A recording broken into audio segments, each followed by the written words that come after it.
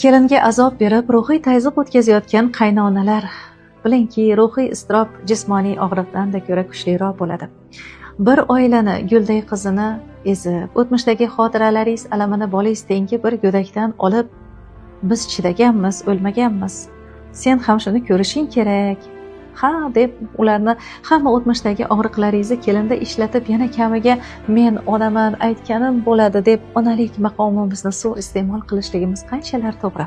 Qaynopalar bor, qaynisingillar bor, akasini, ukasini taqdirini buzib qo'yadiganlar, kelinlarga xuddiki qulday munosabatda bo'ladiganlar.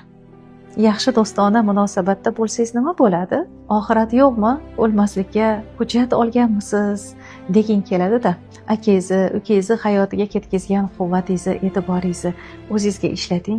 Inshaalloh gullab, yashnab, eng baxtli ayollar qatoridan bo'lasiz. Qalbingizda e'tiroz uyg'onmasin so'zlarimga. O'zim ham qaynonaman. Tushunaman, o'zgani bolani oilangizga, bag'ringizga olib, unga onalik qilish oson emas. Lekin bizga Robbim shundoq ham onalik maqomini berib bo'ldi. Oyog'imiz tagiga jannatni yoyib ham qo'ydi. O'tkinchi xoyu havasga berilib mana shu jannatdan ayrilib qolmaylik deyman-da.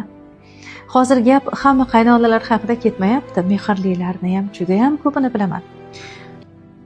Gap egasini topadi. Yuragingiz jim etdimi? Qayerdadir o'zingizni tanidingizmi? Hushyor tortaylik. Ertaga tarozida og'ir bosmasin javobi. Negaki bolamizdan-da yosh bir qizga sen kelinsan, majbursan deb, men qaynonaman deb o'zimizga itoat qildirsak, bugun sizni xizmatingizni, bizni xizmatimizni ham qilar, g'olib ham bo'larmiz. Lekin keyinchi nima bo'ladi? Biz uchun aziz bo'lmasa, kim uchundir aziz farzandda u. Hamma gaplarni chiroyli gapirib, mehr bilan tushuntirilsa, aqli bor kelib albatta tushunadi, harakat qiladi. Har narsaga 5 yil muddat kerak. Bir kasa ovqatingizni sizga tayyorlashga shoshilib, mehr bilan yugurib, yelib oldingizga qo'ygani qayerda-ku? Nafrat bilan ana o'sha kosani oldingizga taq etib qo'ygani qani? Bu taom ertaga sizga quvvat bo'larmidi? Shifo bo'larmidi?